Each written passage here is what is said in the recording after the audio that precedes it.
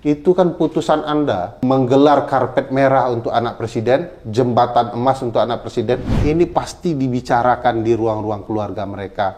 Bagaimana si anak bisa dapat ruang untuk bisa menjadi calon wakil presiden. Ada mekanisme kandidasi di masing-masing partai. Semua diterabas oleh keluarga Pak Jokowi. Kalau Anda bukan anak Jokowi, dan Jokowi tidak bergerak untuk kepentingan Anda, apakah mungkin partai-partai mencalonkan Anda? Tidak mungkin. Saya memang harus melakukan ini karena saya anak Jokowi. Jadi dia sendiri punya kesadaran untuk memanipulasi konstitusi dan politik untuk kepentingan masa depan dia juga. Saya tambah yakin, memang betul Presiden Jokowi sedang membangun dinasti. Di Undang-Undang 28 itu jelas bahwa dilarang nepotisme. Karena nepotisme itu kan membuka ruang untuk keluarga dan kroni. Udah masuk nih pasal-pasal itu, Bang.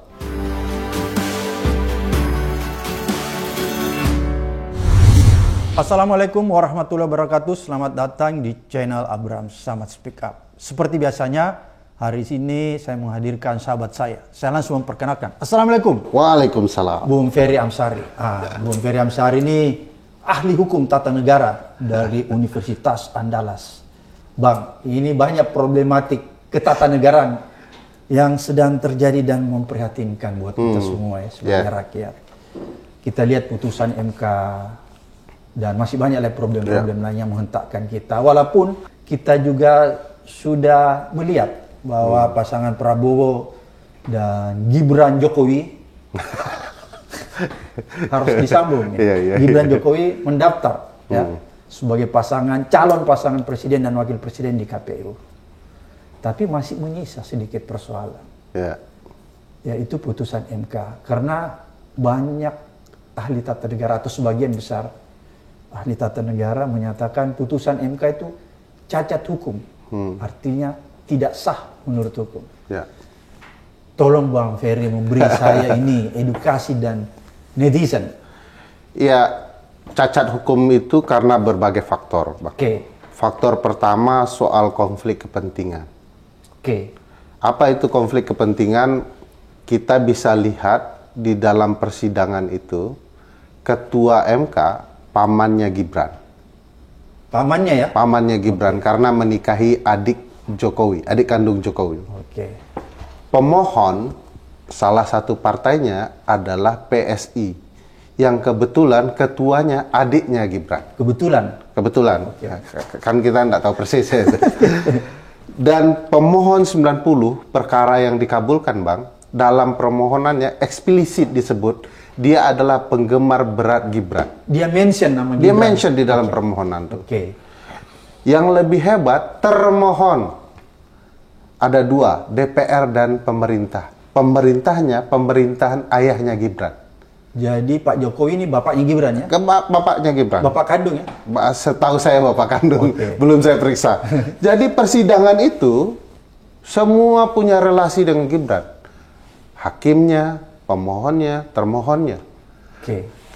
Awalnya pemohon mengatakan bahwa permohonan ini tidak diperuntukkan hanya untuk Gibran. Ini erga omnes kan konsekuensinya berlaku untuk semua. Tapi fakta setelah putusan terbukti bahwa yang memanfaatkan putusan itu satu-satunya adalah Gibran.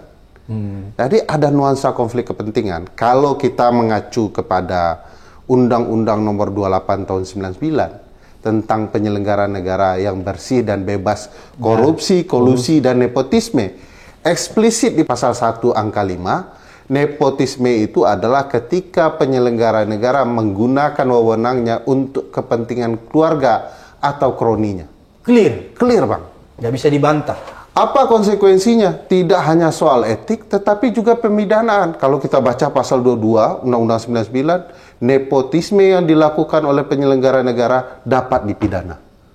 Kalau sudah pidana, sudah pasti melanggar etik tuh, Bang. Nah, itu satu hal. Siapa yang dapat dipidana nih? Orang yang menggunakan kekuasaan penyelenggaraan negaranya untuk kepentingan keluarga. Dalam konteks ini, penyelenggara negara dalam kasus ini adalah Ketua MK. Anwar Usman. Jadi bisa diduga dia melakukan pelanggaran pidana ya? Nepotisme, karena Undang-Undang 28 sampai sekarang tidak dicabut, Bang. Nah, itu satu ada relasi konflik kepentingan yang di Undang-Undang Tindak Pidana Korupsi itu dilarang juga kan. Nah, bagi saya kalau kita mengacu kepada Undang-Undang Kekuasaan Kehakiman, sudah jelas perintahnya. Hakim yang ternyata punya hubungan keluarga, ya, ke atas, ke bawah, ke samping, maka wajib hukumnya mengundurkan diri. Itu sebabnya kalau abang baca putusan 21, 51, 55, PUU 21 Romawi tahun 2023, putusan yang awal, kan di pagi tanggal 16 itu awalnya 21, 55, 51, 55 putusan. Semua hanya diputus oleh 8 hakim. Ketua menyatakan mengundurkan diri karena ada konflik kepentingan. Tapi anehnya setelah ditolak semua, dia masuk di putusan yang keempat, ikut memilih, terjadi perubahan. Nah, ini masuk ke bagian kedua, kenapa ini tidak sah.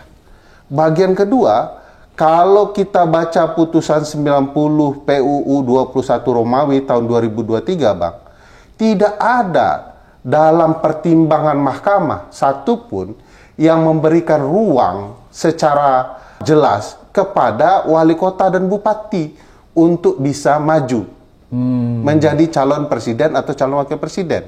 Yang mayoritas itu, Bang, adalah 5 hakim yang menyatakan bahwa usia di bawah 40 tahun boleh menjadi calon presiden, calon wakil presiden jika pernah atau sedang menjabat menjadi gubernur. Ini mayoritas nih, Bang. Tapi untuk yang lain mereka split decision. 3 mengatakan seluruh elected official termasuk gubernur, bupati, wali kota boleh meskipun usianya di bawah 40 tahun. 2 mengatakan hanya untuk gubernur kalau usianya di bawah 40 tahun. Alasannya karena gubernur berpengalaman menjadi wakil pemerintah pusat di daerah. Jadi tidak ada putusan mayoritas untuk wali kota dan bupati.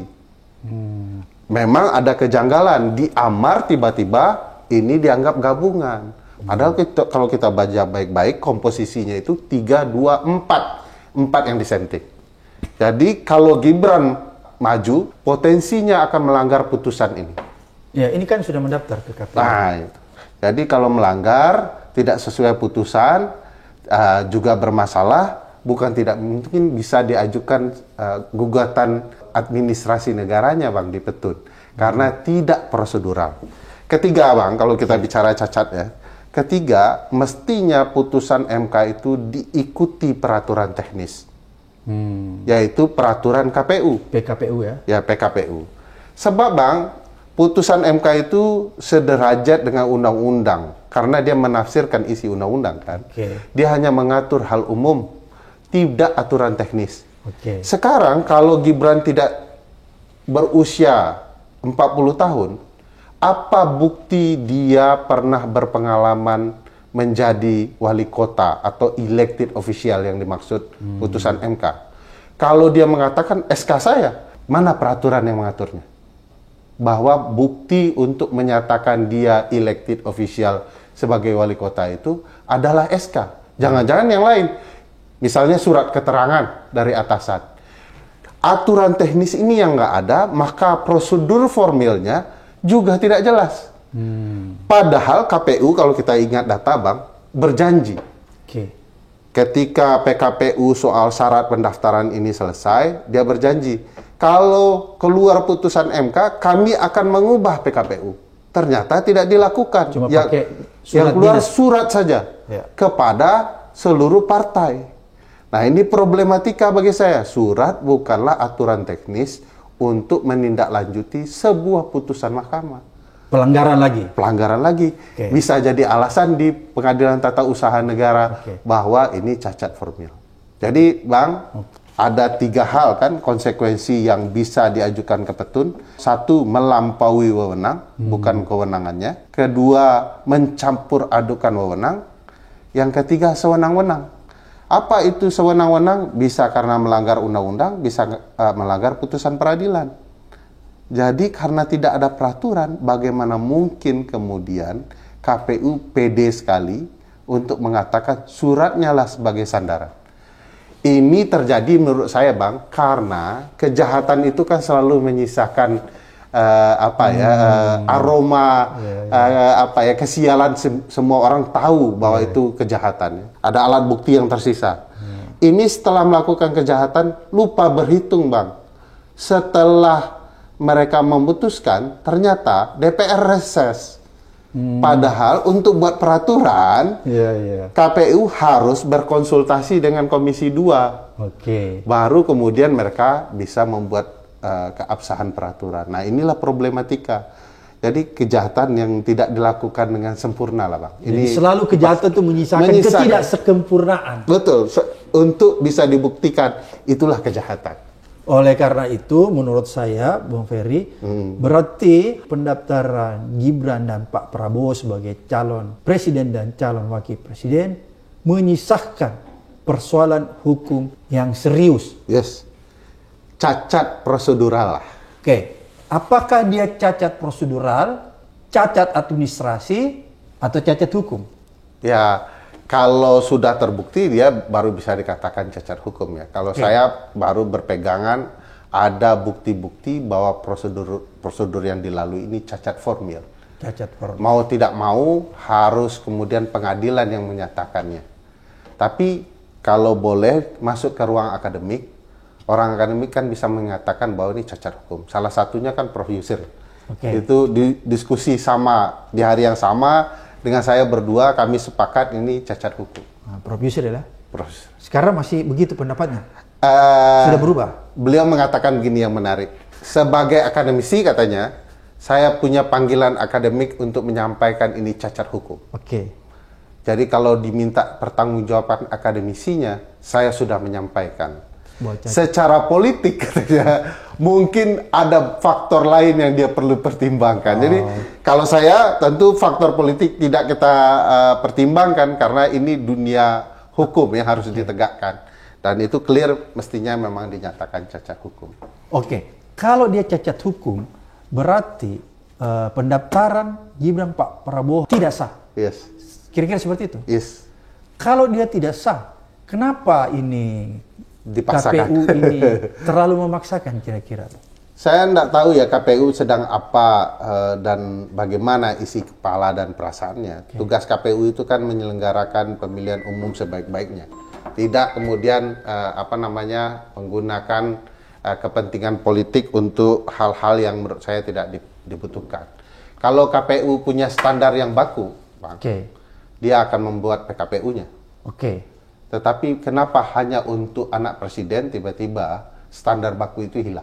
Dia memberikan privilege ya? Ada privilege-nya. Padahal prinsip azas pemilu itu perlakuan yang adil. Kalau yang lain dibuktikan proses teknisnya melalui PKPU, ada ruang yang baru atau istimewa, mestinya kan juga diatur melalui PKPU. Jadi kalau ini tidak sah, Bang, konsekuensinya ke depan. Kalau dia menang, maka semua orang akan menjadikan ini kasus bahwa telah terjadi kesalahan administrasi yang menyebabkan kerugian dalam perselisihan hasil pemilu. Saya yakin ini akan jadi bahan di Mahkamah Konstitusi.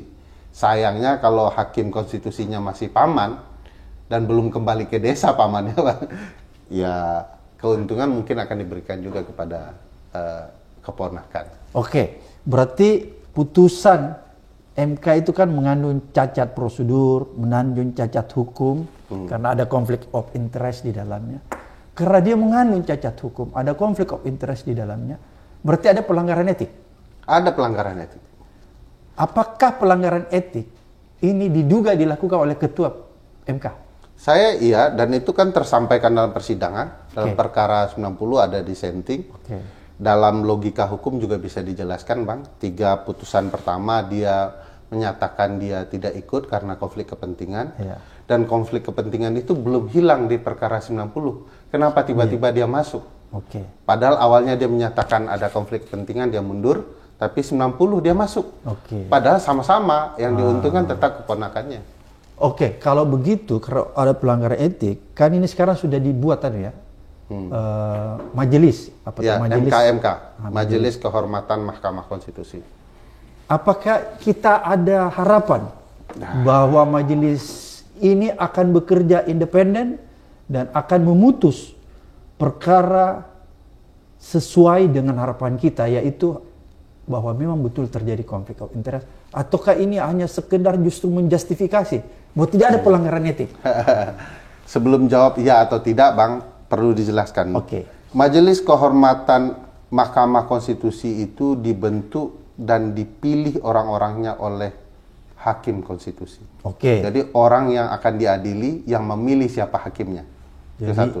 Itu konflik juga ya. Itu konflik kepentingan. Kedua, rata-rata putusan MK-MK, dan dulu ada Dewan Etik juga namanya, rata-rata menjadi tempat berlindung hakim dari pelanggaran etik yang dituduhkan publik. Jadi seolah-olah putusan MK-MK itu menyelamatkan dia dengan mengatakan apa yang kalian tuduhkan soal pelanggaran etik saya sudah diputuskan oleh MK-MK dan itu tidak terbukti. Okay. Bagaimana dengan MK-MK saat ini? Ada 3 orang yang sangat penting ya dalam cakrawala ketatanegaraan dan Mahkamah Konstitusi. 1 Prof. Jimli, Ketua MK pertama. Kedua Pak Dr. Profesor Bintan Saragih, pernah di Dewan Etik MK. Gitu ya. Ketiga Hakim Konstitusi sendiri. Ketiga-tiganya dipertanyakan konflik kepentingannya.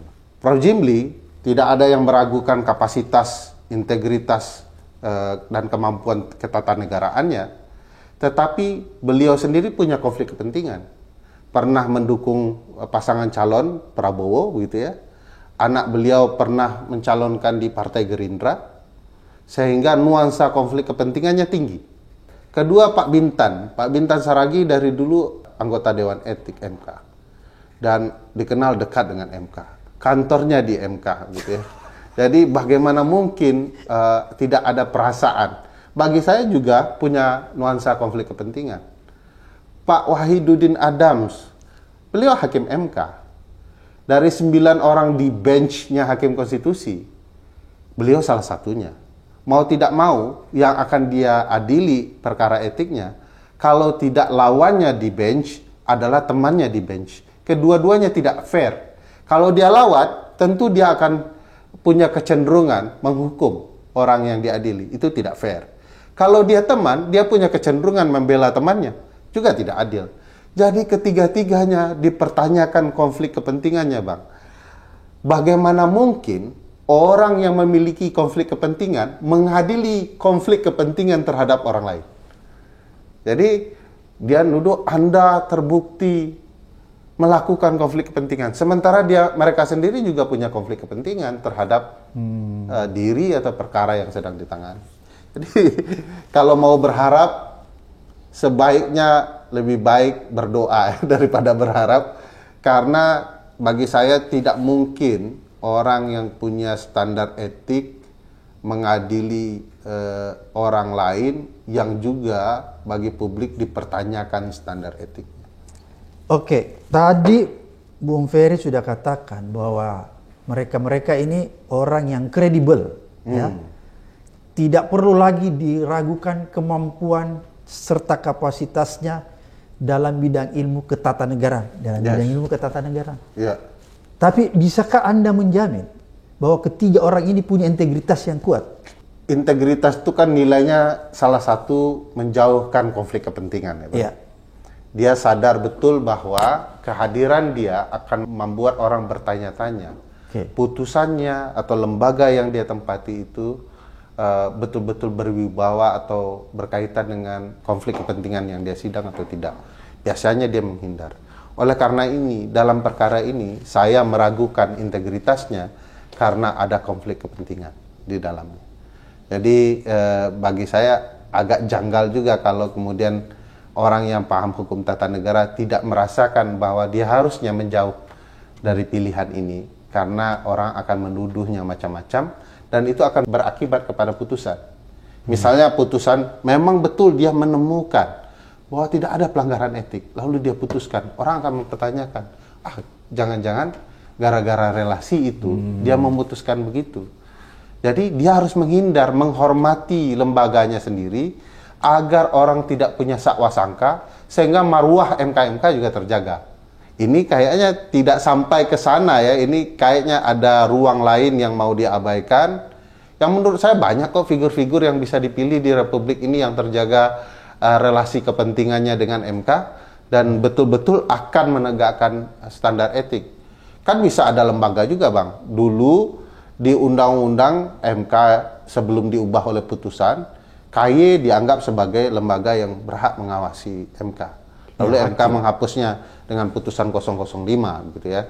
Lalu ketika ada hakim MK yang tertangkap, hakim konstitusi tertangkap, tiba-tiba MK bentuk Dewan Etik dan MK-MK yang isinya salah satunya unsur KY. Tapi begitu selesai, unsur KY ini didepak. Jadi seolah-olah mau pakai KY untuk menimbulkan kesan bahwa proses penegakan etik betul-betul independen dan dilibatkan lembaga. Tapi sayangnya juga sekarang unsur itu dihapuskan oleh hakim konstitusi sendiri. Jadi kan lucu, Bang, unsur KY-nya dihapuskan, tapi unsur hakim konstitusinya dipertahankan. Kalau saya mendengar penjelasan Bung Ferry ini tidak ada harapan. Karena tidak ada harapan, saya khawatir nanti justru putusannya ini menjustifikasi. Ya, bahwa putusan MK yang kita permasalahkan itu sebenarnya sah. Tidak ada masalah, tidak ada konflik of interest di situ, tidak ada pelanggaran etik. Ini kan yang berbahaya. Iya. Bagi saya, sikap anggota MK-MK ketika mengabaikan problematika konflik kepentingan di diri mereka sendiri, nanti akan memindahkan bola panasnya dari Ketua MK Anwar Usman yang dicaci maki publik hari ini ke MK-MK sendiri. Jadi rugi juga secara personal itu ya. Padahal penyakitnya sudah kelihatan, dokter kan harusnya menyembuhkan. Ini malah dokter rela memindahkan penyakit itu untuk mungkin komposisi permainan bisa terus berlanjut. Nah, bagi saya itu buruk sekali. Jadi buruk sekali ya. Ya. Tapi saya bertanya-tanya, kenapa orang-orang ini dia sudah menyadari ya bahwa dia juga konflik of interest tapi masih menerima? Susah ya kita jawab itu. Ya? Mungkin karena ada hal yang besar yang lain sedang menunggu ya. Bukan tidak mungkin kalau Ketua MK keluar satu putusan 90 itu terkait pasal 169 huruf Q Undang-Undang Pemilu itu akan diuji kembali. Nah, kalau itu kemudian ada pengujian, tentu saja karena putusan sebelumnya melanggar etik, MK-MK kan harus punya panggilan nurani untuk menegakkan konstitusi dan potensinya akan berubah. Kalau putusan itu berubah, bagaimana nasib Gibran? Jadi harus ada skenario lain agar putusan ini dianggap tidak cacat etik. Yaitu melalui MK-MK. Jadi kalau nanti hakim konstitusi dituduh, itu kan putusan Anda menggelar karpet merah untuk anak presiden, jembatan emas untuk anak presiden. Teman-teman ada yang bercanda, Bang, ini bukan karpet merah saja, ini karpet terbang. Karena jumpingnya bisa menerbangkan anak presiden luar biasa ke fase yang luar biasa pula ya. Bagi saya, begitu ada tuduhan itu, MK enak menjawab, Bang. Kan sudah diputus MK-MK, tidak terbukti ada cacat etik. Sekali lagi saya bilang, bola ini sedang mau dipindahkan ke tempat lain. Orang kan sudah, sekarang Bang, bahkan kalau kita klik Google Map, Abang ketik Mahkamah Keluarga, sudah ada petunjuknya ke MK itu, Bang. Jadi saking kesalnya netizen, di Google Map ada lokasi yang bisa menuju yang namanya Mahkamah Keluarga. Persis lokasinya dengan Mahkamah Konstitusi. Saking publik tidak menerima putusan itu, terasa ketidakadilannya. Nah, sekarang mau dipindahkan supaya ada alasan, atau setidak-tidaknya Gibran kalau diserang dalam debat kampanye nanti, Anda di sini posisinya sebagai apa? Bukankah orang mengkritik putusan MK? Ini ada nuansa konflik kepentingan. Gibran punya jawaban. Kan sudah ada putusan Mahkamah Kehormatan yang menyatakan tidak ada konflik kepentingan. Jadi jangan sampai MK-MK dijadikan alat pembenaran terhadap putusan yang bermasalah. Oke, tadi kan Bung Ferry katakan bahwa putusan MK ini begitu ditolak ya secara massal. Apalagi kalau kita lihat dunia maya, internet, tidak ada satupun orang yang waras yang bisa menerima putusan ini ya. Kecuali mungkin kalau orang yang tidak waras. Ya. Mukidi kali, Pak. Ya, mukidi. Oleh karena itu kita sudah tahu bahwa hampir sebagian besar masyarakat menolak, masyarakat yang waras.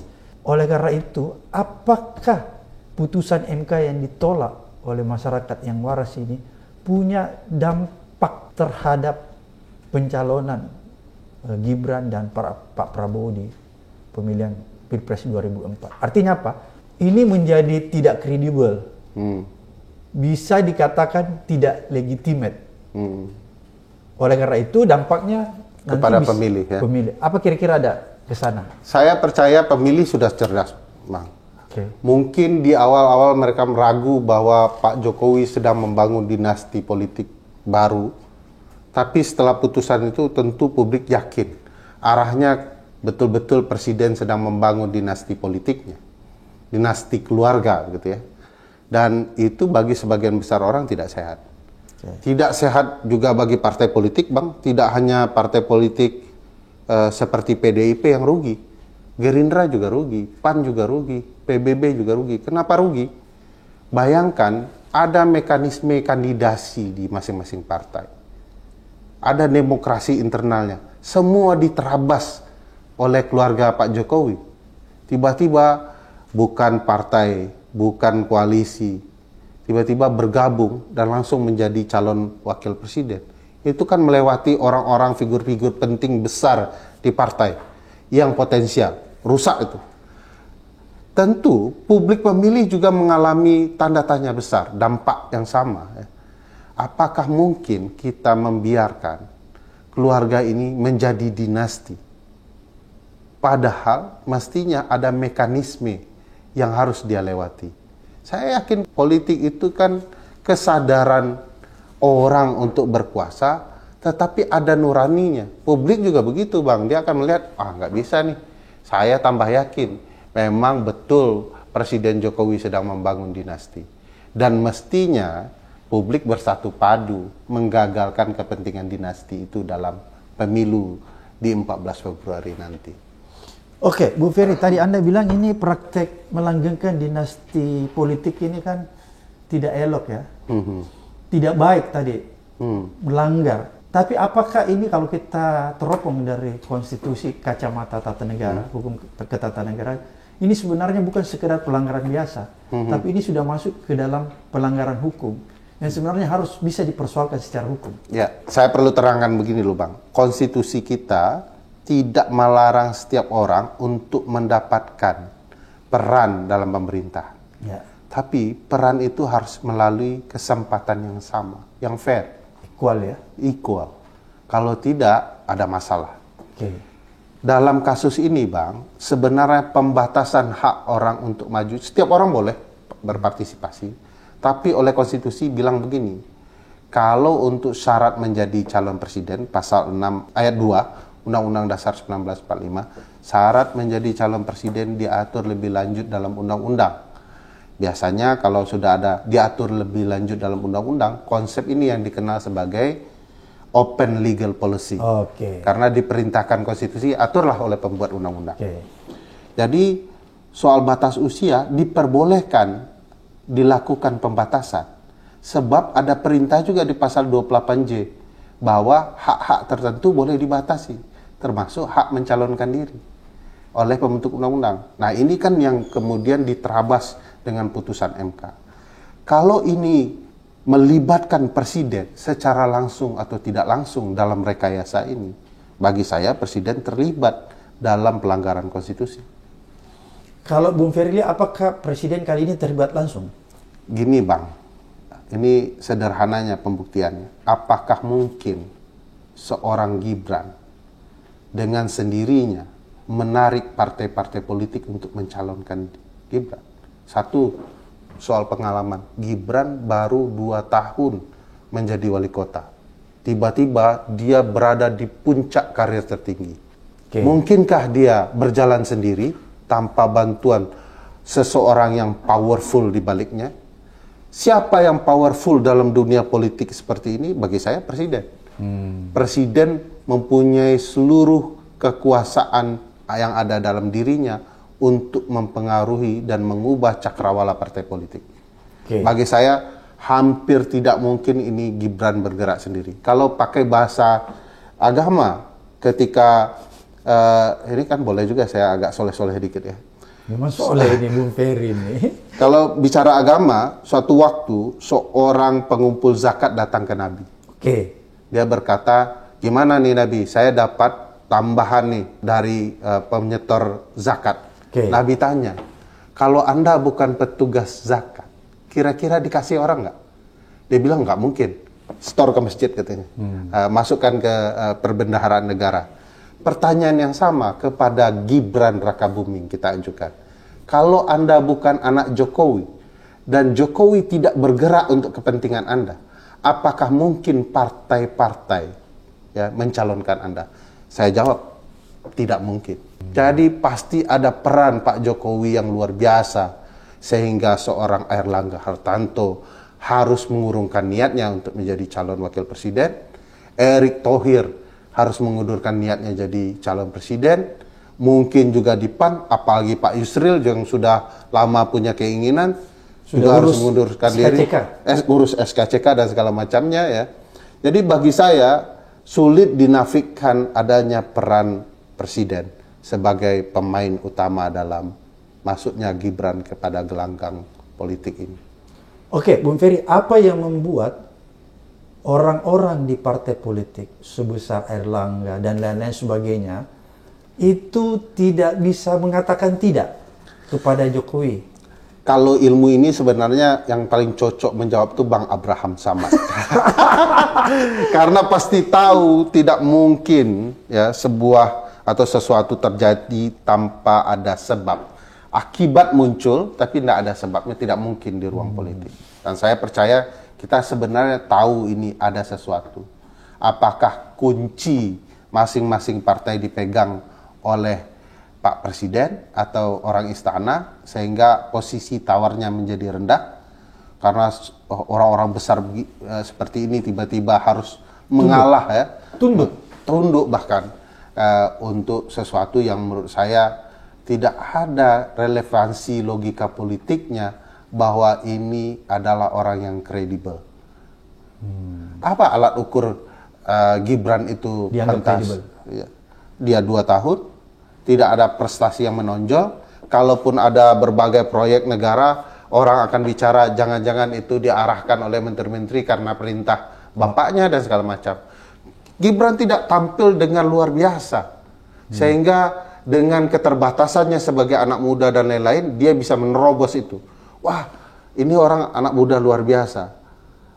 Dan harus diingat Bang, fase dinasti keluarga di beberapa negara, misal katakanlah Filipina, India, begitu ya, atau Nicaragua, atau bahkan Amerika, yang perlu dilihat, sebagian besar yang buruk itu karena peran dari keluarga inti yang memberikan jalan.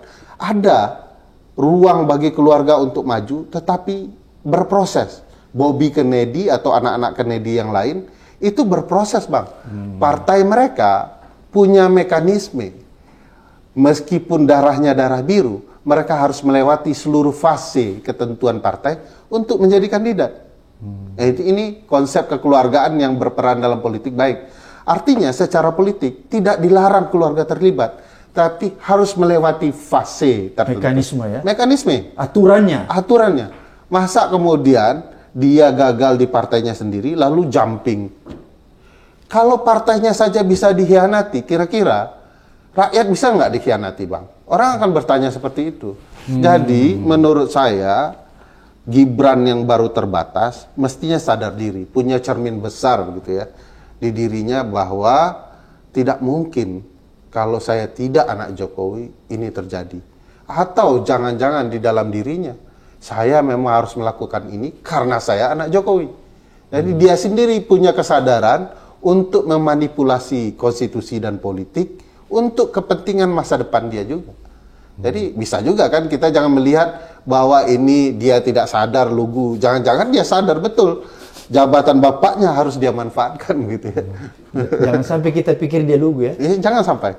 Bang Ferry, menarik tadi. Bang Ferry katakan bahwa kalau Gibran ini yang diduga mengkhianati partainya, maka ada kemungkinan nanti juga kita menduga dia bisa mengkhianati rakyat. Oleh karena itu saya ingin tanya sama Bang Ferry, apakah yang dilakukan Gibran ini yang melompat dari PDIP terus kemudian melompat ke ini pengkhianatan yang dilakukan? Ya, bagi saya kalau kemudian seorang anggota partai bergabung karena ideologi kepada partai, maka dia akan bergerak sesuai mekanisme partai. Dia harus mampu bertarung di partainya mewujudkan itu. Tapi kalau kemudian dia menjauhkan itu, ya tanpa melalui proses, itu pengkhianatan bagi partai. Saya yakin sekarang PDIP sedang berbasa-basi saja bahwa tidak ada pernyataan keras ya, ini pengkhianatan. Tapi kalau mau ditelusuri apa-apa yang pernah dilakukan PDIP kepada kader-kadernya, dia menyatakan tegas sekali. Budiman Sujatmiko misalnya. Mengambil sanksi ya, dipecat. Ya, sanksi dipecat karena itu melanggar ADART partai dan pengkhianatan terhadap partai. Padahal cuma ganti jaket, Bang. Masang jaket Prabowo doang. Kasihan ya Budiman. Ya, Budiman. Ini jangankan ganti jaket, ini berbelok di tikungan jalan. Ketika semua pakai lampu sen kiri, dia belok ke kanan. Partainya mau ke kiri, punya kader calon sendiri, tiba-tiba dia berputar ke arah yang berbeda dengan lampu sen partai. Bagi saya pengkhianatan itu, Pak, membahayakan dirinya sendiri dan juga partainya. Oke, kalau begitu kenapa sampai hari ini Ibu Mega tidak melakukan tindakan konkret terhadap Gibran? Bisa taktik politik, bisa juga karena cerita kuncian itu tadi. Yang itu yang perlu diperjelas oleh PDIP. Jangan semua orang berperspektif PDIP sedang disimpan kuncinya oleh istana. Sehingga suara nyaring Bu Mega tidak terdengar seperti biasanya. Oke, kalau begitu, kalau menurut Bung Ferry, suara nyaring Ibu Mega tidak terdengar karena disinyalemen, diduga ada mengunci. Apakah ini juga bisa dikatakan atau strategi untuk kembali memunculkan wacana pemaksulan? Ya banyak faktor, Bang. Ya, apakah ini strategi teman-teman PDIP menunggu sehingga terpuruk betul pelanggaran konstitusionalnya, lalu kemudian baru dipermasalahkan. Karena komposisi untuk mengusulkan impeachment, ya, gugatan terhadap presiden yang melakukan pelanggaran hukum, sudah memenuhi syarat kalau PDIP bergabung dengan PKS, Nasdem, dan PKB. Sudah memenuhi syarat? Sudah memenuhi syarat. 237 orang, sepertiga dari anggota MPR 711, 237 orang. Anggota PDIP saja 128, Bang. Ditambah Nasdem sudah berapa? Sudah kayaknya berdua udah bisa itu ya. Ditambah lagi PKS. Sudah sangat cukup itu untuk mengusulkan bahwa apa yang terjadi dalam berbagai proses politik adalah pelanggaran hukum yang dilakukan presiden. Bahkan kalau mau ditarik-tarik, Bang, kan bisa juga pakai alasan Undang-Undang Cipta Kerja atau yang KPK atau presiden mengabaikan nilai-nilai etika yang lain yang menurut saya itu bisa digunakan sebagai alasan. Puncaknya misalnya membuat karpet merah kepada anaknya melalui Mahkamah Konstitusi. Itu bisa dijadikan alasan hukum? Bisa. Jadi ada 5 alasan impeachment plus satu korupsi, suap, pengkhianatan terhadap negara, tindak pidana berat lainnya, misdemeanor atau perbuatan tercela. Itu yang paling aneh. Dan keenam, yang plus 1 itu, tidak lagi memenuhi syarat-syarat menjadi presiden. Contohnya apa, Bang? Tidak memenuhi syarat menjadi presiden. Tiba-tiba presiden besok pagi gila. Kan tidak masuk 5, jadi masuk ke 6. Dia harus di-impeach. Nah, yang 5 ini yang menjadi sandaran penting. Salah satu yang paling besar adalah perbuatan tercela. Terus kalau kita hubungkan dengan TAP MPR nomor 11 tahun 1998 tentang penyelenggaraan negara yang bersih dan bebas dari KKN yang sampai hari ini belum dicabut, apakah bisa dikaitkan juga di situ? Ya, tidak hanya TAP MPR soal itu kan, hasil dari TAP MPR itu kan Undang-Undang 28. Iya, ada. Di Undang-Undang 28 itu jelas bahwa dilarang nepotisme. Karena nepotisme itu kan membuka ruang untuk keluarga dan kroni. Udah masuk nih pasal-pasal itu, Bang. Persis di pasal 22 Undang-Undang 28 itu disebutkan penyelenggara negara dilarang melakukan nepotisme. Apalagi yang kurang kalau mau lihat catatan sejarah ya, bahwa nepotisme itu tidak ingin dilakukan atau dikembangkan lagi setelah reformasi karena memang penyelenggara negara suka membuka ruang untuk keluarga dan kroninya. Dan ini bagi saya nyata sekali. Dia anak presiden, dia orang yang kemudian dibuka ruangnya oleh kepentingan dari pamannya, dan saya yakin tidak mungkin di meja makan mereka tidak bicara soal bagaimana caranya agar Gibran bisa maju. Abang bilang kalau ketemu adik ipar dan kakak ipar lalu anak-anaknya, mereka tidak bicara sama sekali soal potensi ini. Saya tidak yakin. Ini pasti dibicarakan di ruang-ruang keluarga mereka, bagaimana si anak bisa dapat ruang untuk bisa menjadi calon wakil presiden.